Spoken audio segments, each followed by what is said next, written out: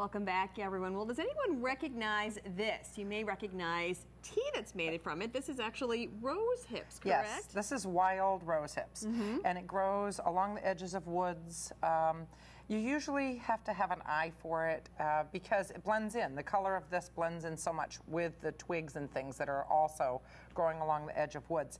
You kind of have to scope out in the spring and summer where the roses are blooming. Okay. And wherever roses are blooming, that is what the rose hips are made from. Each one of these is where a rose was this summer.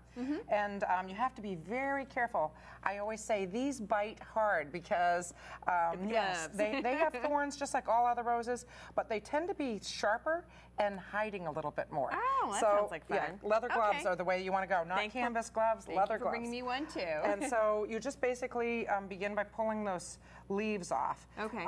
You might think that the leaves are real pretty on that, but in about 2 weeks, because I just picked this a few days ago, in 2 weeks it'll all turn brown. It won't be pretty, and it'll be very difficult to get those off in a couple weeks. All right. So pull all your green leaves off now, and then you just pretty much run your glove over the stem of that, removing the thorns. The bigger thorns you might have to click off, pushing them sideways from an angle. But you definitely want to get all of those thorns off before you start to work with this, because once you get one embedded in your finger, it's going to be there for a while. Yeah, I'm kind of watching you and doing it slowly. So you can do it slowly, but the leather gloves are the trick. So after you've removed all of those, you get a piece that's like this, and then you can safely handle that without gloves. So with this piece here, with the thorns removed, you've got a couple of choices.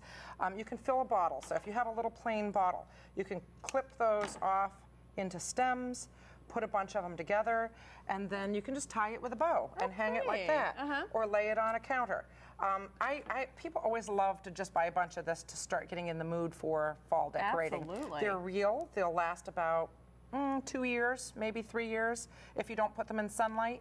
And they just continue to get darker and darker. If you pick them early like I did, you'll get oranges. If you wait a few more weeks, you'll get darker reds. The longer they stay on the vine, the darker the berries will get. And again, no matter if you pick them when they're orangey or red, they'll get darker with more and more time passing. But they'll stay like this for about, 6 months. That's nice, very nice. And they will shrink a little bit. So when you do a wreath, I did this completely with no hot glue, just keeping the stems long like this, tucking them through the wrap of the vine, and then they, through that weaving process, they should stay in place. But the stems do dry a little bit and shrink a little bit, and so when they shrink, you just give that a shake. If anything's falling loose, put a little dot of hot glue there, keep that in place. But the simplest thing is just the bunch, or in this case, the bottle, where you just find an interesting bottle, stuff some into the top. You can't do it one stem at a time. You have to make a bunch in your hand and then push all the stems together.